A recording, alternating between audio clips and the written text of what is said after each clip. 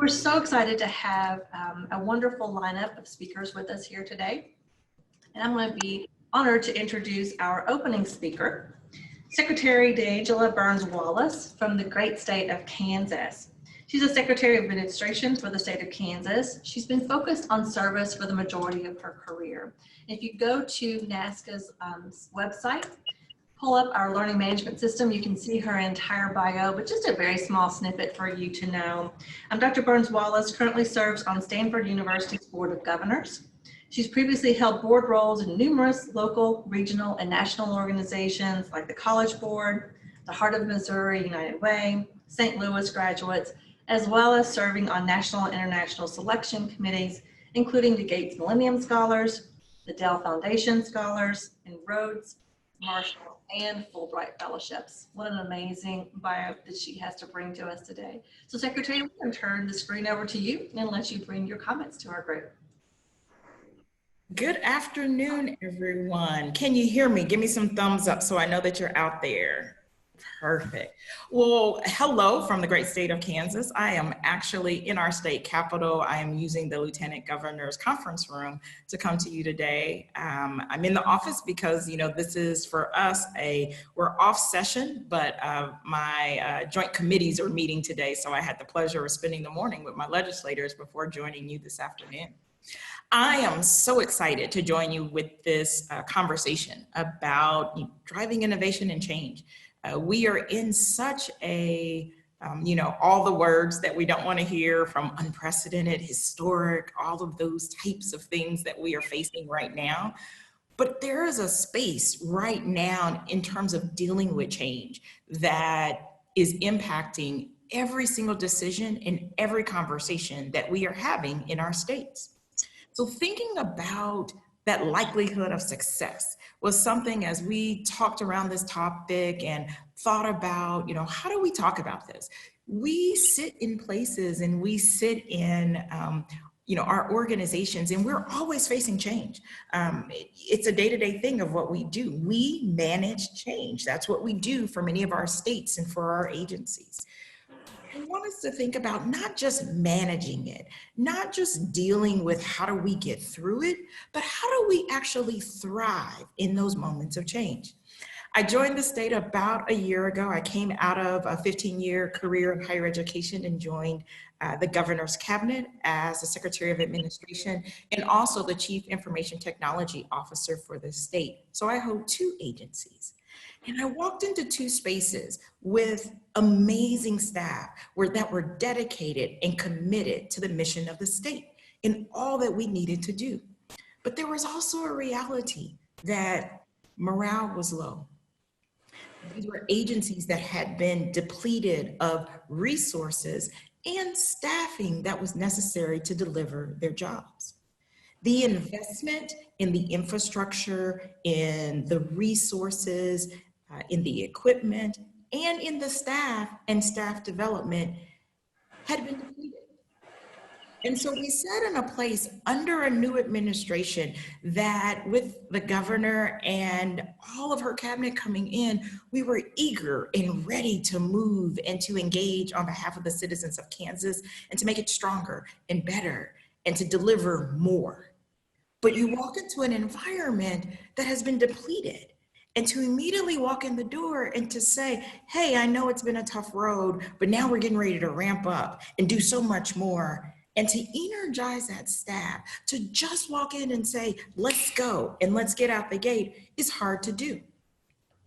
So when I think about walking into spaces or even being in a space over a period of time and trying to, again, not just manage that change curve, but think about how you thrive in it. I know many of us over the years, we've been through many trainings and conversations and we're avid readers. And so, you've seen any number of models about managing the change curve. There's some out there that says that change curve is, you have to go through that resistance and you go through, the issues of pushing people into areas where they have an understanding and exploration and then move to commitment, right? But when you move through it, there are what I would say pockets of spaces that allow us to set ourselves up for success, no matter where we are in managing that change curve. So first of all, you start with a purpose and having a unifying purpose, and with that, a joint vision. And in many cases, when we come in and we're managing change, we know that. We have to tell our teams where we are, why we're doing it, and where we're going. And that's easy for us to do as leaders as we're trying to understand our organizations and as we're trying to move our organizations. We typically do that well in the seats that we sit in. We know where we want to go. We know what our purpose and our objective is. And then part of the change and managing the change is truly laying out the particulars. What's the plan, right? So where's that purpose? What's our vision? And then the plan. Built into that overall of managing the change curve is also about the people and how our people and their role plays into it. This is the traditional conversation of managing the change curve. But I want to push us a little bit further and to think about how do we take a step back? And before we're pushing out there and saying, this is the vision and this is the plan and here's your role, come and engage. We actually need to set ourselves up for success by assessing the skill set and the mindset and its readiness for change of our organization. Because to have a common purpose and a joint vision is one thing, but to move to the particulars, the plan, and the most important piece, our people's role in the plan, we must know where we begin. So taking a step back and actually assessing the skill set of our staff, of our teams, and of our organization as a whole, based on our purpose and our joint vision of what we have to move through, where are our gaps and where are our strengths? How do we then leverage those strengths and those gaps into success? But it's not just about the skill sets. This idea of assessing the mindset for change. Are we ready for change? Where are our teams and our individuals at understanding what change can mean, what it looks like, and what various roles they play in that? And also understanding what it means to be successful during that change. That assessing of both skill set and mindset that is ready for change sets us up for success in a way that allows us to put conversations around our particulars, those plans, and how our staff leverages into those plans very differently. It comes with the level of intentionality that gives us clear and definitive direction. It is about a level of communication in saying to our staffs, this is where we're going. And this is what we know, the strengths we can leverage into where we're going. And we come into where we're going recognizing here are where some of our gaps are and how we're going to address those gaps as we manage the change. There's also a piece of this that I cannot be remiss in layering into this assessment. And it's around the technology. As a Chief Information Technology Officer, I gotta put that plug in there for the technology.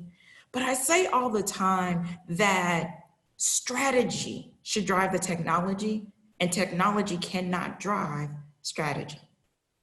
And that's important when we think about change. Sometimes in our spaces, we bring technology in and it becomes a driver. It becomes the technology will allow us to do this, this, and this. And so this is where we're going. The strategy, the plan, the particulars must be the driver. Understanding and assessing those skill sets must be the driver. But leveraging the technology into successful change can allow you to connect differently. It allows us to measure where we are on that change meter of success. And it allows us mechanisms to also report and engage and understand how that success is moving.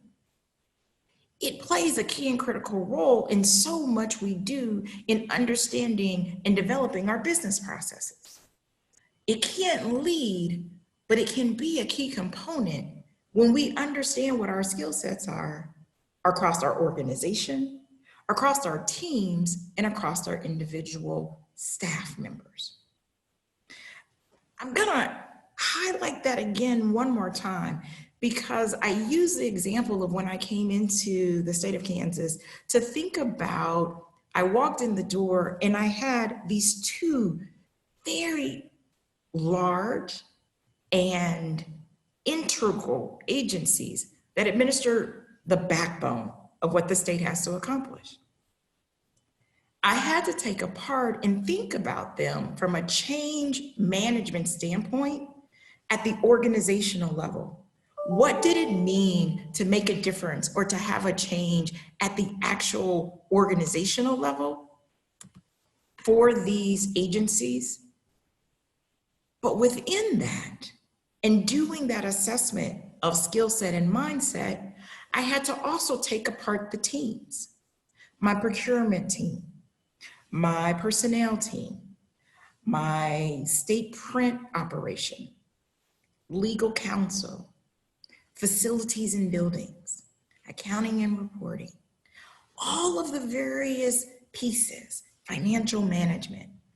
Because assessing the organization as a whole is one assessment, but there is culture, background, resources, strengths, and gaps within individual teams. And then from that team structure, I had to step it down to individual staff and empower my directors of those teams to have and do that assessment within their individual staff. Each of those levels gives us a different insight when we think about how we assess and understand existing skill sets. How ready or how necessary is change in each of those different pockets. As an agency, there may be enterprise level changes that are needed, but within individual teams, the level of change, the necessity of change could be very different. And understanding how then those staff play into that is key and critical to going back to the plan, the particulars, and our staff understanding their role in that purpose and joint vision. Overall, for me, when we walk into spaces, I think so much of the work that we do in our sector is about managing. We come in, we look at a situation, we figure out how do we deliver services, how do we leverage resources, how do we maximize business processes, how do we get the job done to ensure the agencies and the state that we are supporting is able to deliver and execute on its mission. In the seats that we sit in, IT and Department of Administration here in Kansas, as I said, we're the backbone of that operation. We have the people, but without truly taking that step to assess our skill sets and identify our gaps as we move through that change curve, we do ourselves a disservice. And in some pockets can set ourselves up for failure. I want to pull that theme through because that failure piece is something that is also important in setting ourselves up for success. And sometimes we don't put those two words together in the same way. We want to stay away from those failures so we can be in a position for a likelihood of success. But the reality around good change management means we're going to fail. The reality around getting it right means we have to fail in certain pockets. And failure, if utilized correctly, can empower, motivate, bring clarity to the plans and the particulars, and re-energize a team by simply giving grace to the fact that we're learning, that we're communicating, that we're moving through, that we're trusting each other enough at the individual level, at the team level, or at the organizational level to truly say, if we fail with an understanding of where we're going and learn from it, it is part of our process. Overall, I walk us back to thinking about our roles in managing change, our role in getting our organizations, our teams, and our staff on the same page with purpose, joint vision, but being able to take that step back to the plan and the particulars and the people in such a way that once again, we are assessing the skill set and that mindset to prepare our organizations and our staffs to be ready. I want to close because I want to leave time for questions or a little bit of a dialogue as best we can in this virtual environment by sharing that when I walked in a year ago, I knew my staff was amazing. I also knew all of the challenges that they had been dealing with. As we moved through our assessment and thought about what change needed to look like across both agencies, I came in expecting I had to do a lot of change management, a lot of getting people on board, a lot of explaining and pulling them along. And what I found was staff that when given that clarity of purpose and that joint vision was very ready to lean in to an understanding of what was the plan and the particulars, and even more importantly, what was their role. They were excited to have leadership and a leadership team across my entire team that was ready to engage them at all levels in this conversation. So I also caution us to make sure that sometimes when we are managing our change curve or thinking about it, that we don't always walk in thinking it's going to be a fight or thinking that we have to push hard to be able to get there. Sometimes when we actually can take the pieces apart, we can line it up correctly, we can communicate it well, and we bring a strong sense of intentionality to where we're going and why we're going there. Our teams will lead for us. Our organization will move faster than it thought it ever could. And one of the things that becomes key and critical in each piece of this are the staff, the people, what they know, what they believe, what they support, what they're passionate about, and their role in ensuring the success around managing that change. With that, I'm gonna wrap up and see if I can grab any questions or even comments just to do a little bit of engagement. These virtual environments, we don't get to do what we would usually do, where we would go back and forth and you can see people's faces and reactions and things of that nature. So I appreciate you can drop questions in the chat and we'll try to grab them out of there. I see one that starts me off that says, what challenges did I face when I wanted to institute change in Kansas? Was political support critical to move forward? You know what? The challenges I think are like any other, as I outlined with some of the things of having agencies that have been depleted with resources, that staffing had been thinned out over the year, but their roles and responsibilities had not, and they can continue to increase. The other thing I think that was one of the bigger challenges for me and that we worked towards was that I think that some, at least on the Department of Administration side, in some ways, the visibility of the work that was done there had really been lessened, or this idea of be invisible and just get the work done. And I talked to my team a lot about the fact that I want us to deliver seamless, excellent service, but I don't want us to be invisible. That visibility of the hard work and the dedication and the expertise that comes out of department administration year over year with excellent customer service, quality customer service, needs visibility, because agencies and leadership across the state need to know that that work is happening. But we do want to deliver it in a seamless way where we're not a barrier. What I will say is, from a political support standpoint, in the roles that we play, sometimes our jobs can be very political. And then sometimes, because of the administrative aspect of our jobs, some people just don't pay as much attention. So for me, I try to do a little bit of both, in that from a political standpoint, it was important that leadership knew, as I came in as a new leader, who I was and what our priorities are and the way that we were going to continue to deliver service, that visibility, right?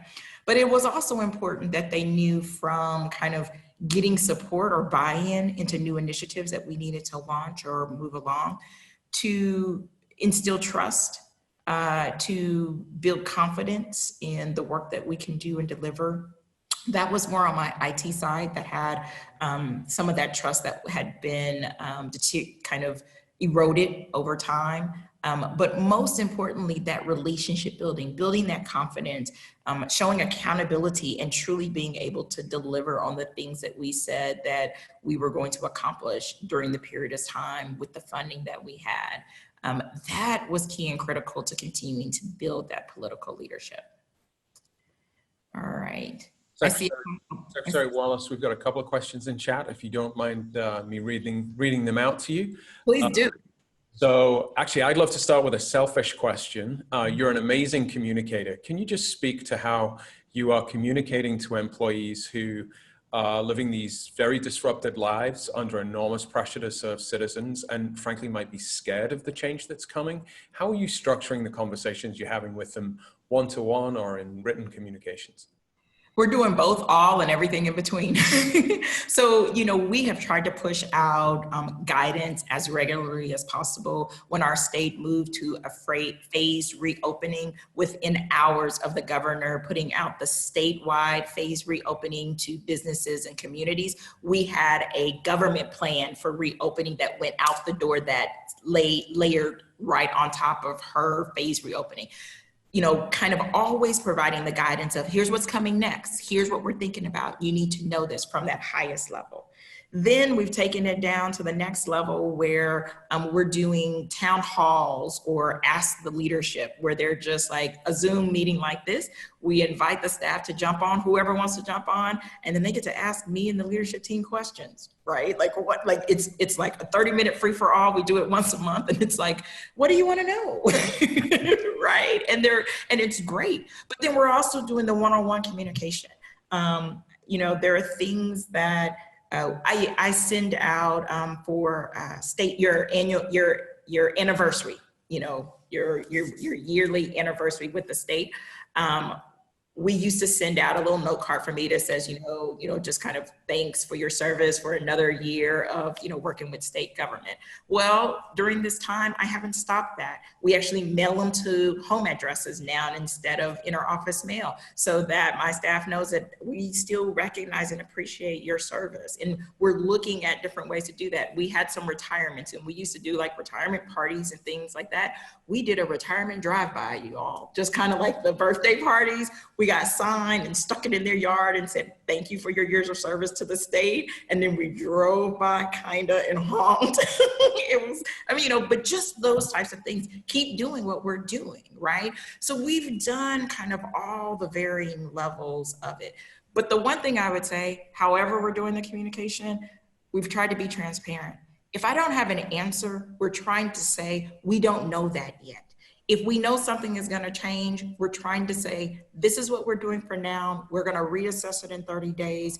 It may change. Bear with us in these times. So however and whatever we're doing, our key is trying to be as transparent as you can be, or at least answering it with what you know at that moment, and letting them know there's uncertainty. You're asking a question. I don't have that answer. I'm not going to make it up. I'm going to tell you we're working on it, and I'm going to make sure I follow up. So Another question.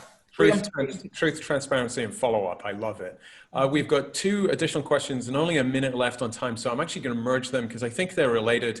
The first is, how do we overcome the inherent fear of failure in government employees? You know, that line, you don't lose your job for keeping things as normal, but you can lose your job for pushing change. And then I think related to that is, how are you, entering these depleted energy environments and re-energizing them? So how are you putting energy back into that space? So in summary, how are you giving employees confidence to drive through those changes that you need? Yeah, it's hard. And I think it's multifold. I think one is being able to stand behind the work that your employees are doing in front of legislators and leadership, and saying, this is what we did and this is how we did it, and this worked and this didn't work. And that some of that weight of whether it's success or failure or how it is being judged sits here with that leadership team, and that we take it on and we take it on our shoulders. Right or wrong, good or bad, it worked or it didn't work, right? It starts at the top to be able to say we stand behind our work. And that gives your team hopefully a little bit of confidence that somebody has their back, right? I'll be honest, sitting at my level, I'm a political appointment, right? And so many of the staff who have been here year over year serving state government says, well, we got a new secretary, they'll be here for a few years and then they might be out the door. And so being able to build that confidence in their trust in me to say, but while I'm here and in this seat, we are the same team, and I take the hit just like you take the hit. And that's different. You got to show a level of accountability back to your team in doing this work. You got to show a level of protection around that staff and investment in them. And when you talk about the depleted environments, what I will say is that sometimes you got to be willing to go in and fight a little bit for a little bit more. And what I'll say is that I asked for more in a couple of different pockets. I got some of it. I didn't get the rest. But it was interesting because nobody had actually ever asked on behalf of my agency for a number of years. And so even the asking, even though we didn't get all of what we wanted, but we got some. And someone said, yeah, that part of our budget enhancement has always been denied and we've never appealed it. I was like, why not? Let's appeal it. And then we made it, and then it made it into the enhancement and it got approved. And we're all sitting there like, we didn't ask for enough, you guys. We were like, shoot, we should have asked for more. But they had never actually even made it to that process. So sometimes it's also about leaning in, right? And being able to bring that voice and to ask for more. You won't get it all. You won't get it all the first time. But also as leadership and as organizations, when you do ask for more, if you can show that return on investment, if you can show what you've been able to accomplish in the time frame that the leadership, the legislators need to see, you gave us this much and we did this much. Think about if you actually had given us this much, how much more we could do for the state and for the citizens. That gives you the ability to go back in and ask for more the next time. Please know I'm going to be asking for more this year, even in these tight times, because the work that we do has ripple effects across state agencies. So hope that helps. So Secretary Burns-Wallace, as an indication of what a poor presenter and lousy thinking you have, I want you to know I'm going to be taking the edits that you've just delivered in the questions and playing them to my 2 older daughters tonight over the dinner table. And once you're done with this appointment, I'm looking forward to listening to your podcast. Pam, I thank you, Secretary Burns-Wallace, thank you so much. Pam, back over to you in Kentucky. Fantastic, thank you. And Secretary Burns-Wallace, what an amazing session this has been. So many takeaways and so many nuggets. It's hard to really pinpoint 1 or 2 things, but what an inspirational thought leader you are in the state of Kansas. And we would love to continue this conversation and continue to hear more from you. But I think what really stood out to me is just hearing from you how the employees are leaning in and engaging when you start with that purpose and that joint vision and then developing the plan. So again, thank you so much for being here with us today. We really appreciate you coming in and sharing your insights with the group. Before we jump off of this into our breakouts, Richmond team, can we bring up our Slido question really quickly? we want to just kind of do a temperature check with you all and see how involved you are as far as our audience members with the change management process in your state. So pull up your Slido again, slido.com, NASCA 20. Are you somewhat involved? Not involved at all? Or this is my life. This is what I'm doing every single day. This is the change management goal in our state, and this is how heavily involved or not that I am. I'm really curious to see folks jumping on. A lot of folks look like they're somewhat involved in the change management process. Just about 30% or so saying that this is the primary function that they're doing in their jobs, and very small amount saying none at all. Pam, I think we should just suggest that intonation in the answer may make a difference here. There's a difference between "this is my life" to "this is my life." Exactly.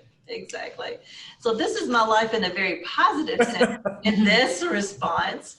This is awesome. This is cool. This is what I'm doing every day, and I'm loving it. Oh goodness, I don't let those numbers go down when I say it that way.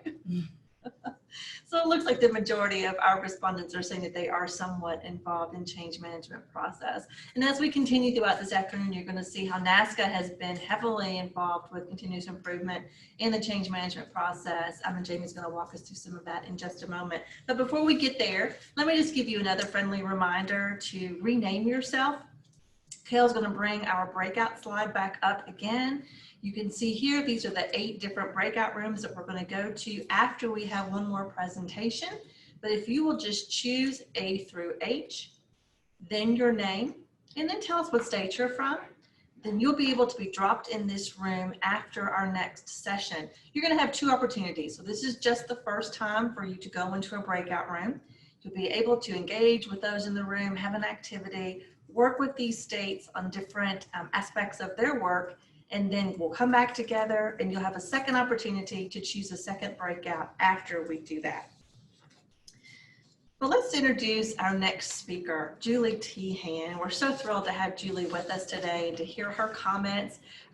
Julie and Guidehouse have been such longtime supporters of NASCA, and we're thrilled to have Julie sharing some of her thoughts with us today.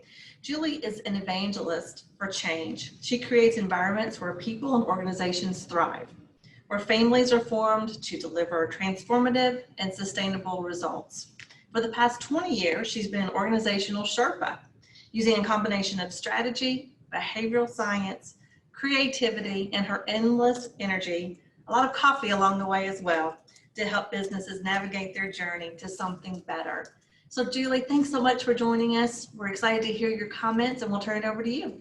Great, thank you. I'm so excited to be here. I'm showered. I have a necklace on, which is the first time my husband was like, wow, a necklace. I was like, yes, I'm bringing out the necklace today. So really thrilled to be here to talk about change management, one of my absolute favorite topics, and specifically creating a growth mindset. And I really loved what Secretary Burns-Wallace mentioned when she talked about the importance of really changing your mindset. And that's really what we're going to be talking about today. So we could move to the next slide.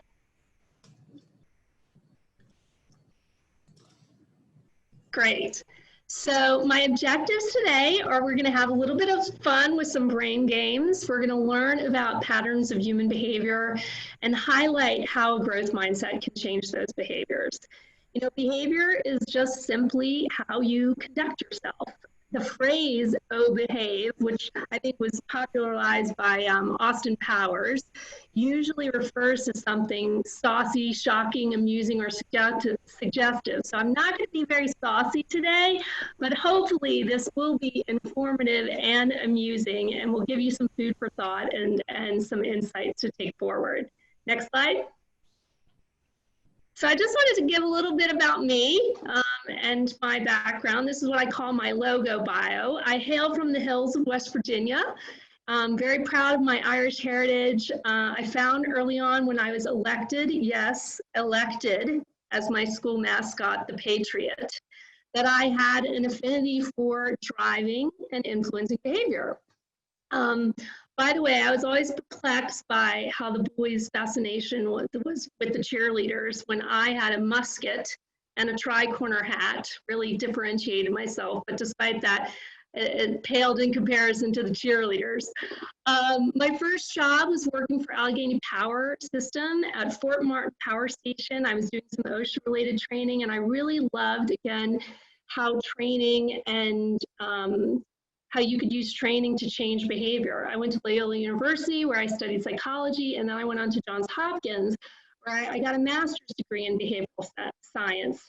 I have been a career consultant working across a number of different clients, both federal and commercial. I'm the proud mother of 3 children, and yes, that is me smiling there with a 4-year-old, a 3-year-old, and an infant. That pic is about 10 years old. I think I was crying inside. But the next picture you'll see is a creature called the water bear. And that is my spirit animal, because the water bear is known to be one of the most adaptable and resilient species in the world. And I really try to live that and be flexible and be resilient. And that's really what change is all about. We're going to talk a little bit about that today. Next slide. So over 55 years ago, Bob Dylan sang this song, "For the times they are changing. Come gather around people wherever you roam and admit that the waters around you have grown, and accept it that soon you'll be drenched to the bone. And if your breath to you is worth saving, then you better start swimming or you'll sink like a stone, for the times they are a-changing." So we're going to quiz you, see how good your history is. Next slide. What was, and I think we're going to try to use Slido for this. What are the lyrics "The Times Are Changing" about? Global warming, water safety, the civil rights movement, or JFK's assassination?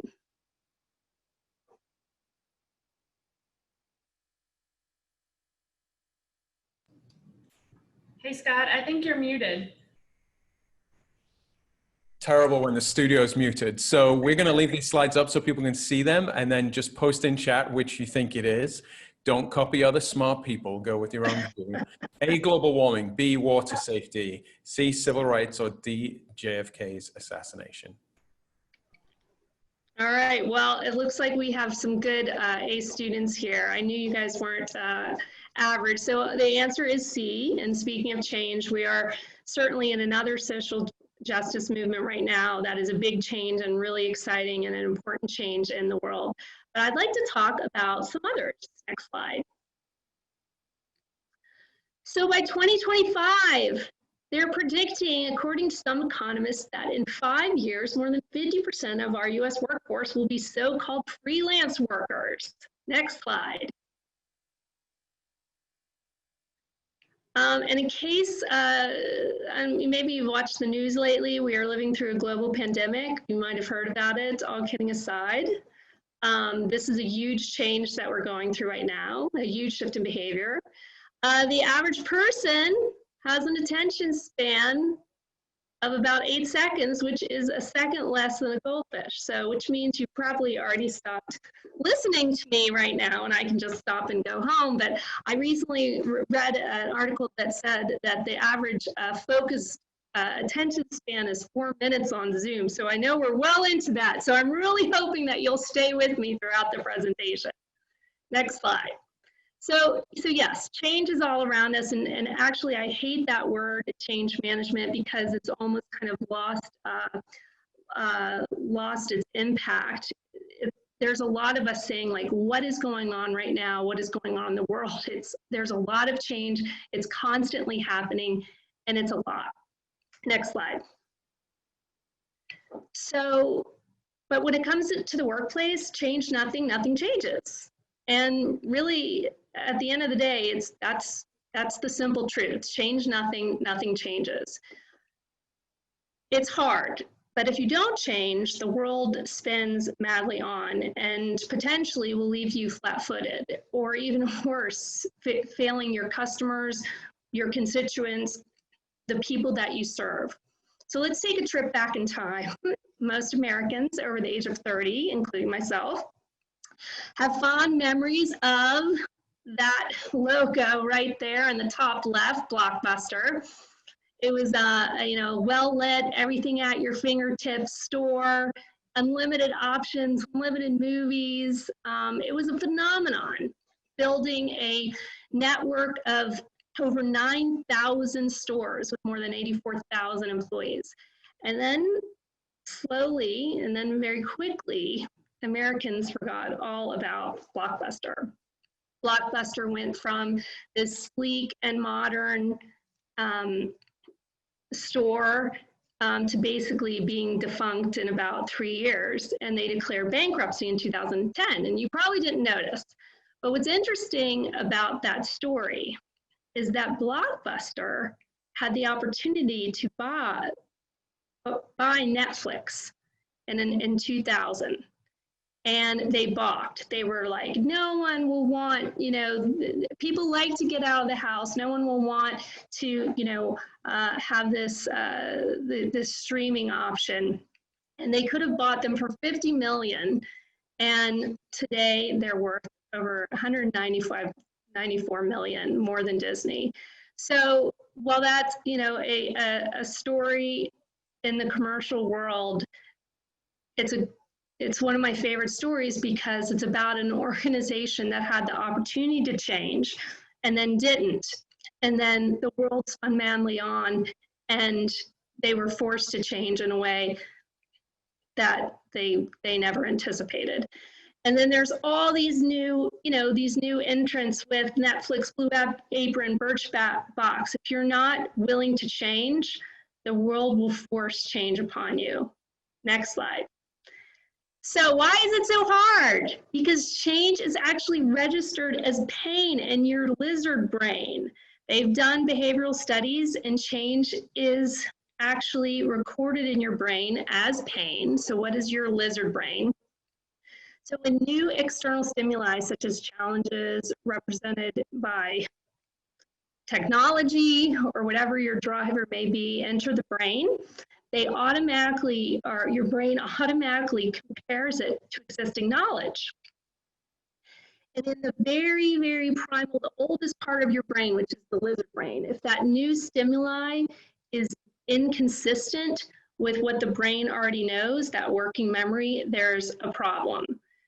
So if it conflicts, then it turns the brain's alarm system on, and that survival mechanism, that fight or flight. So just like a lizard senses a predator, that external stimuli is like, I gotta get that heck out of here.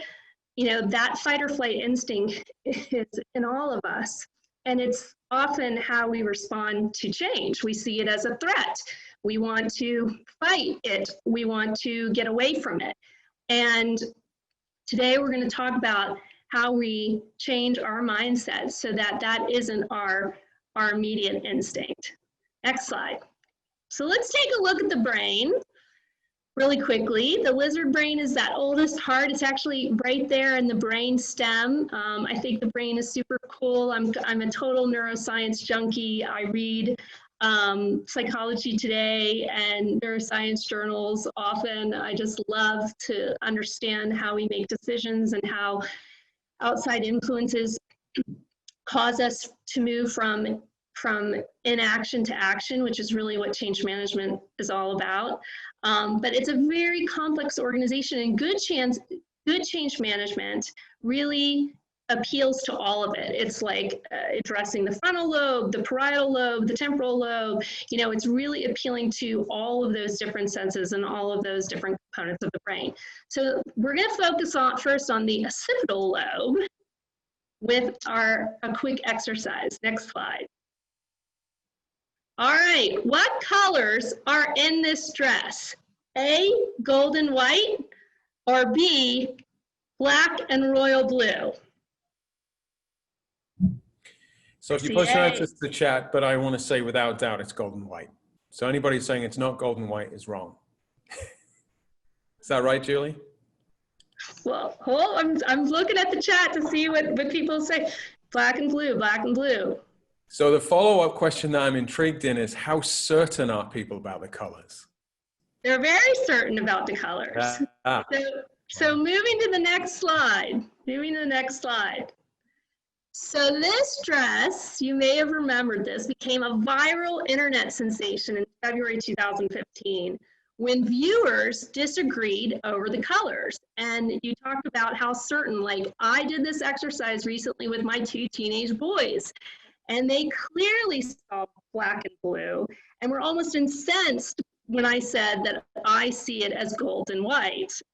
So the bottom line is humans perceive, next slide, humans perceive things differently. Color perception is not in the eye of the beholder. It's actually in the brain. And this is a great example that people perceive things differently. Like the way that you see something is different than the way that I see something, whether it's actual a visual stimuli or even the reaction to change, right? It changes depending on who you're asking. So that's a fact. Keep these facts in mind. We're going to move on to the next. All right, here's another brain game. Here's another example. Do you see a duck or a rabbit in the first image? Do you see an old lady or a young lady in the second image? And why is it that you tend to see a certain image first? So I'm going to ask in the chat, what do you see? Rabbit, duck, both? Young lady, old lady? So this optical illusion has been kind of around for a long time. I see a lot of duck, young lady, duck, young lady. So yeah, so this, perhaps you're in a lake right now and have been seeing a lot of ducks lately. Just like your lizard brain, this is stimuli that you have to process, and the way you process it has to do with individual experiences. And so it has to do with your working memory. Next slide. Fact, experiences and working memory impact how you interpret ambiguity, and often change is ambiguous, which is another reason why change is so hard, because everyone has a different reaction and different experiences to those stimuli, and they rely on their working memory. Maybe they had a really horrific experience with change. Maybe if it's a technology change, maybe their working memory has to do with installing the new TV at home. Your experience is influenced by that working memory. All right, next slide. Read this. By the way, spell check did not like this slide. Read this. I'll give you 30 seconds.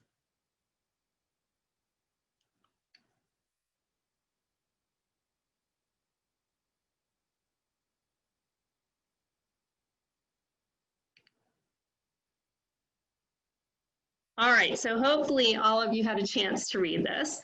So this is using your parietal lobe, and it's about processing language. And what's interesting is you're able to read this because you are actually making assumptions and predictions based on that working memory and predicting what is next in the sentence and based on that working memory and experience. Next slide. Humans often make predictions about what is to come next, and we do this all the time. When we're faced with a challenge, we anticipate what and make assumptions about what it will be like and what it will mean for us. Next slide. All right, this is the Stroop test. This is a test from 1935 that has to do with your ability to react to incongruent and congruent stimuli. So I'm going to ask you to take 30 seconds and read aloud the color, not the word. You're reading the color aloud to yourself. 30 seconds.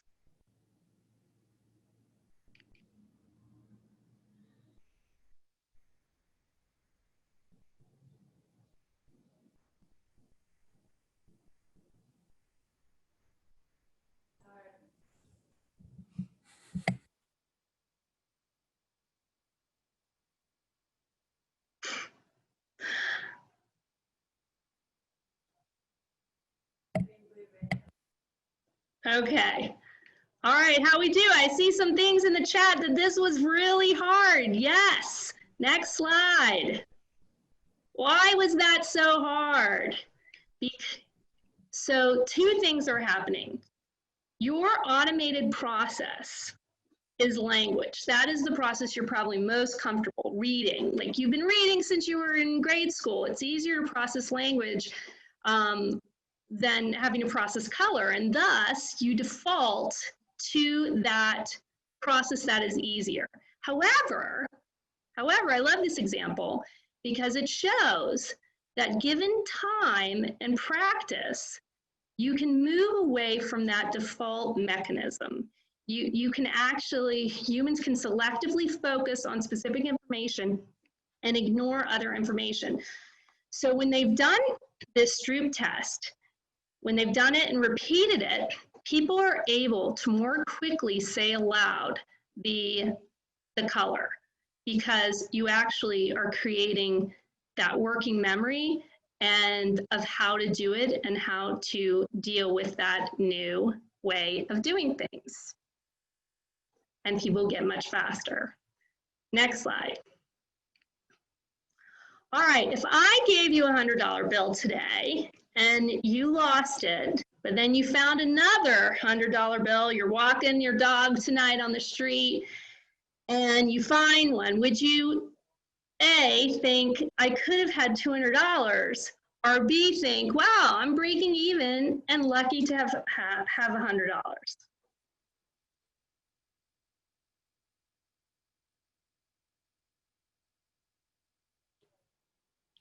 I see lots of B's.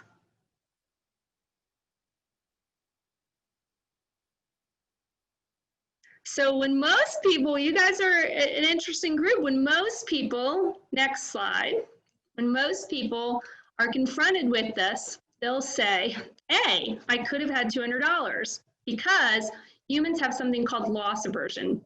We place more value and more focus and more energy on loss than we do on gain.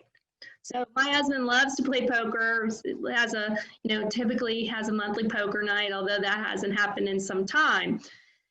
And boy, when he loses, it is like I hear about that for days. When he wins, it's a good night and he's excited, but it's kind of over in a blip. And that's because humans have this loss aversion, and research has shown that we do place more value on loss than we do on gain. And during change, you're losing the way you've always done something. You're losing that, that working knowledge and working memory, that default process that's easier, that and so you tend to internalize that more. Next slide. And Julie, as we're transitioning the slide, and we're still fighting over the color of that dress over here in the Richmond studio, we've got 2 minutes of time left on your fast talk. Okay, so humans perceive things differently. Humans rely heavily on working memory. Humans make predictions, and humans default to what's easiest. So humans are the most adaptable animal on the planet. Next slide. So we have not only a reptilian brain, but a limbic brain and a neocortex. And this has evolved over 10 million years. And so we're really evolved, and we have to fight that primitive tendency and instinct to fight that reptilian brain with our neocortex and our limbic brain. Next slide. So which of these classic stories do you like best? I won't ask this, but Christmas Carol, Hobbit, Alice's Adventures in Wonderland, all stories that we know and love. Next slide. So why do we love them? They're stories about self-reflection and human connection. They're stories about bravery and teamwork. They're stories about imagination and diversity of thought. And we love these stories. Next slide. We love these stories, and they're all about growth and transformation, and we love them. Even though these characters are lost and they're on a long journey and they're facing all sorts of horrible obstacles, the little Bilbo Baggins out of the Shire, fighting evil, and Alice falling down the rabbit hole and dealing with this whole cast of wild characters. We love these stories. Next slide. So we have to create pathways, and the reason we love these stories is they're about a journey, but we do not feel comfortable with a journey, always journeying. And so we have to create new pathways. It's like driving. I grew up driving on the back roads in West Virginia. And when you're dealing with change management, it's that first time you're doing something, it's kind of like driving a back road. But the more and more we do something, it's like paving that road. And that's the neuroplasticity of the brain. Our brain can actually create new pathways. That old adage that you can't teach an old dog new tricks, like it's nonsense. We can create a growth mindset. Next slide. Oh, sorry, you can go through those. So we need to get comfortable with being uncomfortable. We need a growth mindset. Over 65% of Americans have not saved enough for retirement. And what I do today is going to change from what I do tomorrow. And we need to create that culture. So how do we do that? And I know I have like less than 30. You can cut me off if you want. I'll try to wrap it up quickly. Keep going, keep going. Next slide. So what is a growth mindset? A growth mindset is simply just that. It's a mindset that is willing to embrace growth. Failure is an opportunity to grow. They embrace failures, and Secretary Burns Wallace talked about that. You need to not be afraid of the failures. You need to embrace the failures. You need to create a learning culture. So how do you do that? So first, priorities, habits, and systems. You have to prioritize this. The leadership needs to role model this. You have to create messaging campaigns around this. You have to really embed it in your organization as a priority. You want to be a learning organization. You also need to create habits, allow for that risk-taking and innovation, create a culture of feedback where people are not afraid and courageous. I love that Microsoft has a failure of the month club where they actually celebrate their worst failure, the project that was like the worst of the month. They will celebrate that and what they've learned from that. And then the systems is you can embed that growth mindset in your systems, in HR, in your performance evaluations, in the way that you connect with one another, in programs that you support around, creativity. One organization that we work with has directed creativity exercises. So there's just all sorts of ways you can embed this in the organization. Next slide. So I won't go through this, but lots of good findings on the importance of this and the benefits of growth mindset. Other benefits like it delays aging, it reduces anxiety, you learn new things, you improve relationships, it creates and drives trust within an organization and supports innovation. So I'll close with this. When the world changes around you and when it changes against you, what used to be a tailwind is now a headwind, and you have to lean into that and figure out what to do because complaining isn't a strategy. I love this quote by Jeff Bezos, the founder of Amazon. I think it aligns nicely with Bob Dylan's quote, like, you better start swimming or you'll sink like a stone, for the times they are changing. I just want to thank everyone. Sorry it was quick at the end, but I welcome the opportunity. Feel free to reach out to me if you have any questions. And I wish you the best of luck in behaving differently. Thank you. Thank you so much, Julie. That was amazing. I know we were learning so much there at the end, but so much good comments and lessons. So we loved learning for you. We loved your energy today. So glad to have that session. And those were some great keynotes teeing us up into what we're going to do next. So we heard from Secretary Burns Wallace in Kansas. We heard from Julie from Guidehouse, really a change leader. And now we're going to hear from change leaders all over the country. So we're going to try something that I'm super excited about. Kayla has everyone divided up into virtual breakout rooms. And so thank you guys for everyone selecting their rooms. So what we're going to do is we're going to put you in those rooms. Each of them has a leader. They have an activity that they want to walk everyone through. You're going to stay in that activity for about 20 minutes. We're going to come out. I'm going to introduce you to John Powell and John Baranzelli, who's going to talk for a little bit about a continuous improvement forum that we lead here at NASCA every month. And then we're going to go into another round of breakouts for 20 minutes. And then we're going to come out and we're going to do some debriefing and close for the day. So we're really excited for this session, for you guys to meet everyone new, and we're about to send you guys into the virtual world. Just sit back and we will put you into the rooms in 3, 2, 1. Hi, John. So if you will kind of tell us how your group went, and then call in a few people, while Kayla's actually going to re-put people back into a breakout. So you guys will get to decide another breakout. If you will rename yourself and go back to the chat, look at those. And John, I'm going to have you lead a conversation while we're putting people into new breakouts. So John, the floor is yours. Outstanding. Well, Mr. Powell, I'll call on you in a moment. I will go through my session real quickly. We'll go to you, Mr. Rash. After John Powell, we'll ask you for a real quick report out. And then Vicki will ask you for a report out on yours as well. We had a great discussion on the subject of leading change. Really interactive. Had a lot of great ideas. The need necessary to be an example for your employees, becoming the change that you want to see, establishing rapport and trust. And then also answering the question why. Why are we doing this? And what are the implications if we don't? So a lot of great conversation in our session. Moving on to the strategy for communicating change. Mr. Powell, how did your session go? It went great. I gave them some options on what they thought were their highest priorities when they communicate change to their agencies. And the top two were making sure they have a consistent message and making sure that they have a routine timing for sending out their messaging. And the group had a lot of details on how they were doing that in their states. And consistency is the key, and making sure that people know when a message is coming and how it's going to be presented so there aren't any surprises. Outstanding. Sounds like a great conversation. Wish I could have been in that one. Moving on to the great state of Minnesota. Joe Rash, how did your session go?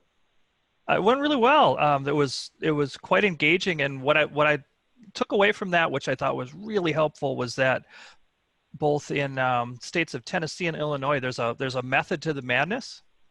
And that approach works, even though it's a lot of effort up front to like figure things out and how to connect people, how to define what the problem is, how to move through that the effort is worth that, and connecting that as they try to push out their strategic plans. And the other part that was very clear was how human things are, which I thought was really neat. The inclusive part of making sure everybody has that voice, and it's a participatory atmosphere. Oh, that's wonderful. That is great. Thanks for that report, Joe. Let's go back to the state of Illinois. Vicki Davis, why change efforts fail? How did your discussion go?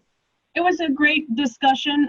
We talked about the primary reasons that people resist change, kind of looked at some of the leading reasons, and then shared around the room ways that people had dealt with that resistance. The things that we really talked about were the importance of change being led from the top and how it's likely to fail if it isn't.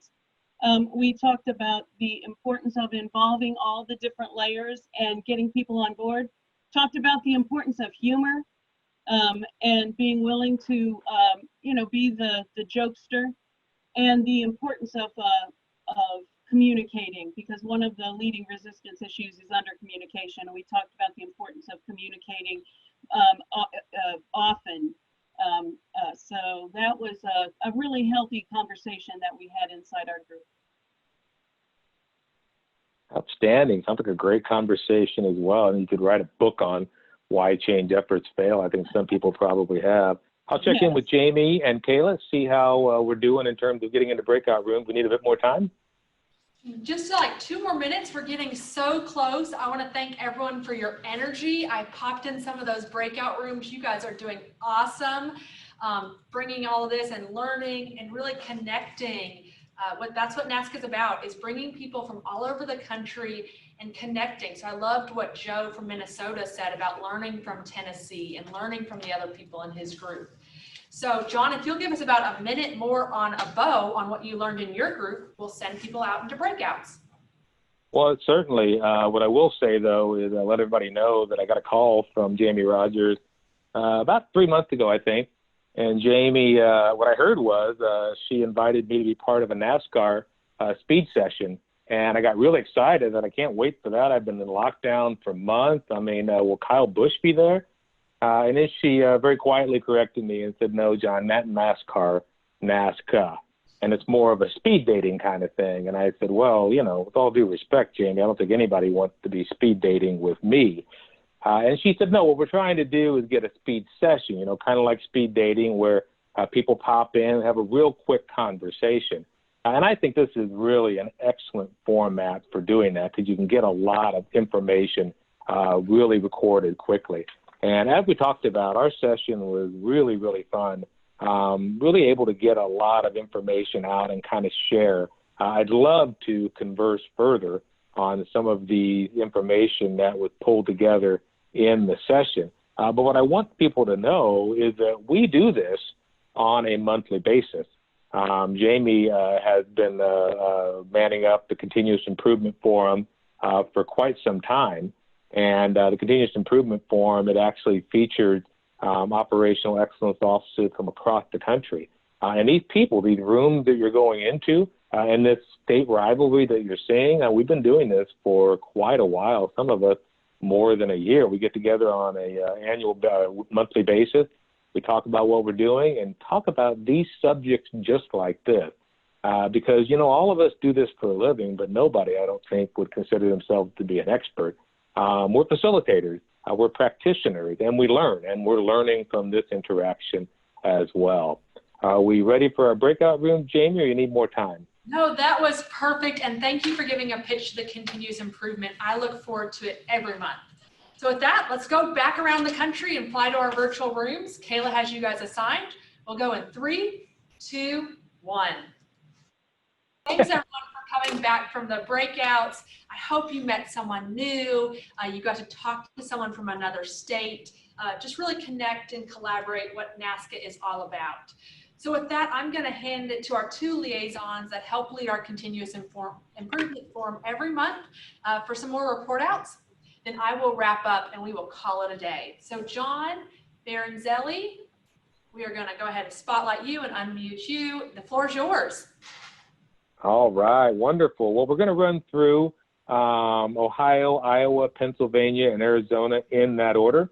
So if you guys can go ahead and unmute your phones and be ready. We'll start first with Hannah in Ohio with her session, Changing Your View on Failure. How did your sessions go? What did you learn in that session?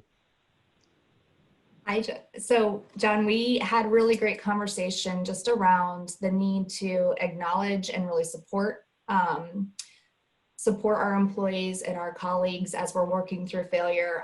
We talked a lot about how, you know, we in our personal lives fail and we accept that and we move on, that we still feel it, but you know, why this is not something that is accepted in more of our professional lives and how we need to really kind of give ourselves some grace and move forward from there, but also being able to really see all of those opportunities.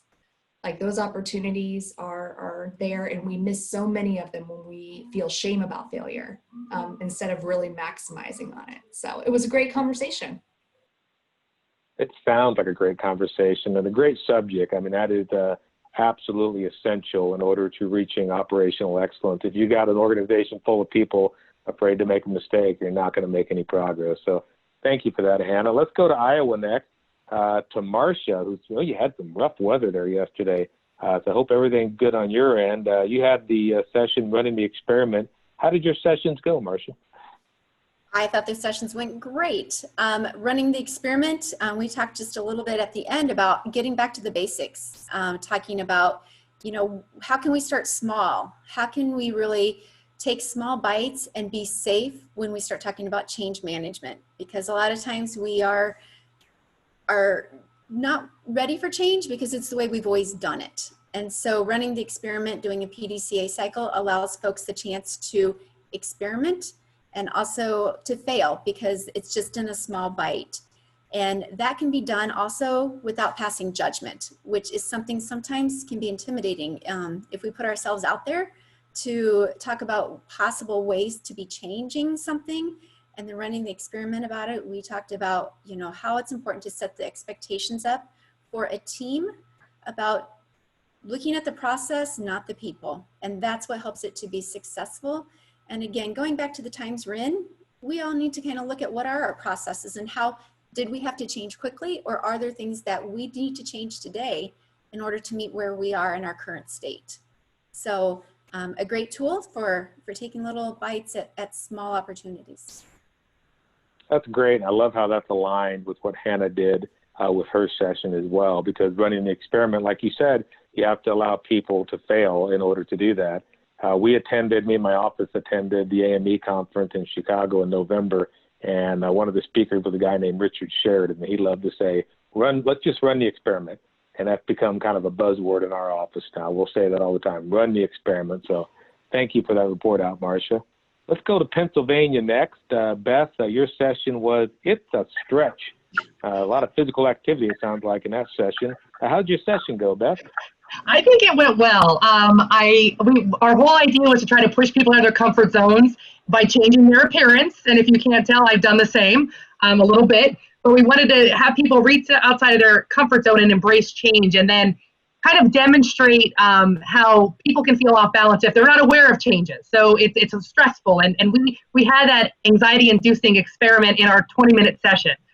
So I thank everybody that helped us with that and volunteered for that session. But what we did is we examined the seven dynamics of change by Ken Blanchard, and just trying to get leaders to understand how to get employees better to address change. And there's so many variations about why people resist change, but it's always awkward, and it's always better to prepare people.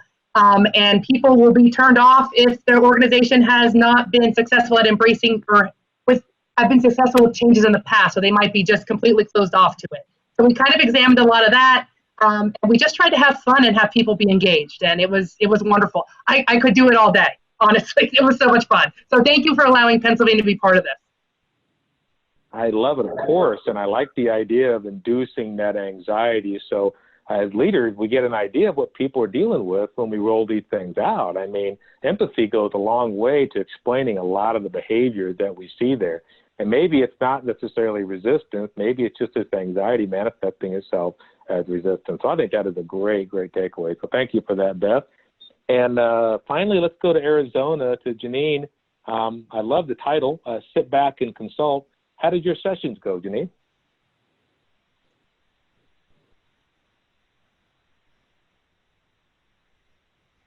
Do we have Janine? Or is she muted?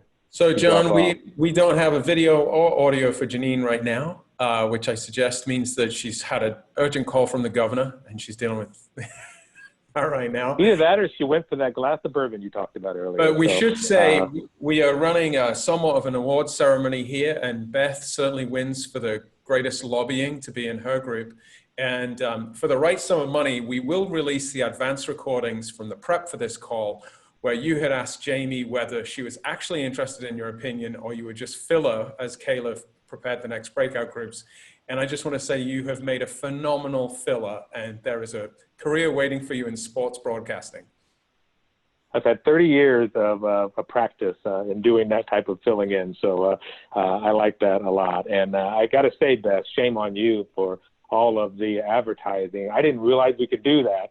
And you did a great job with it. I was very, very, very impressed. So sorry that we didn't hear from Janine. I'm sure the session was fantastic. Hi, sorry, I was. This is Janine. Sorry, I had to. My daughter just spilled a bunch of water all over the floor. Sorry, so that was fun. I was like, oh wait, I can't get back on time. I get mute. I think our sessions went okay. I think the first one we were talking about sit back and consulting and just, asking some questions. So if they had a problem, something we can work through. I think we had a quiet session in the first one. I didn't know if everybody wanted to respond or not. So I just kind of came up with the problem and we kind of walked through it. And then in our second one, after we talked through the problem, we had a little bit more time. So we talked a little bit about the speakers, and I know a couple of folks in our group mentioned, the lizard brain and how that they're going to use that, going forward when they're talking with their folks. So I think we definitely got something out of the session too, and just kind of our approach to change, even in this current environment where there's, it seems like it's constant change and, things constantly keep changing and we have to adjust to where things are at and how change is pain, right? But how we see that and how we respond to it. So I think it went pretty well for, working with the folks there and the people who volunteered. We appreciate, I know for some folks it's a little bit tough when you're in a breakout session and it's like, a small group and you ask for responses on a problem and everybody's like, what? Am I supposed to talk? So thank you everybody for volunteering and helping with the session. I appreciate it. Outstanding. And I'm reminded of the Yogi Berra quote. He said, you can observe a lot by watching, which I think that really kind of drives home, I think, what you're talking about is basically just sit back and observing what's happening and not reacting to things. So sounds like a wonderful session. I would have loved to have been in all of these myself. But that's a good run through everything we had here. I think we're getting up against the clock. But before I hand it over to Jamie, Mr. Powell, do you have anything you'd like to add as the co-moderator? No, I just want to thank everyone for their participation. We had great discussions in my group, and I'm sure it was the same all the way across the board. So thank you. Fantastic. And I'm about 1 minute over and turning things over to Jamie. But Jamie, I want to thank you and everybody, and Pam and everybody in NASCA for this opportunity. I thought it was NASCAR, but I got to say I wasn't disappointed. It was a wonderful discussion. So back to you, Jamie. Well, thank you, John. Thank you, John. Thank you, Hannah. Thank you, Marcia. Thank you, Joe. Thank you, Janine. Thank you, Vicki. This is, again, one of my favorite calls that we have every month. Because as you can tell by people who presented today in your work, in your breakouts, these are really change leaders around the country.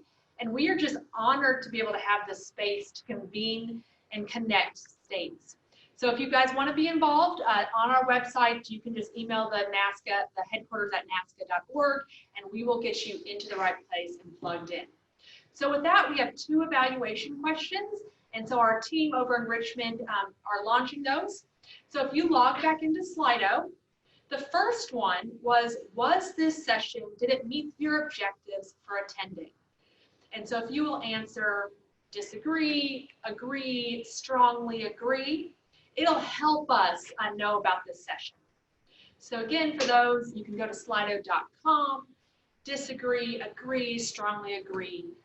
Did this meet why you guys got online today? Awesome. So let's launch the second one. Today we tested these breakouts. We were trying to really connect states and make them engaging. So was this an interactive? Was this an engaging experience today virtually? So again, disagree, strongly disagree, agree, strongly agree. Was this an engaging and interactive session? So we appreciate you guys so much here from the NASCA headquarters. We look forward to the time that we can meet everyone in person, but this has been awesome to meet people from all over the country and connect with more of our members. So with that, our next session is Tuesday at 11 o'clock. And we also have a follow-up session at 2 p.m. So we have 2 sessions left in our virtual thought leadership series, and we would love to see you there. Thanks, everyone.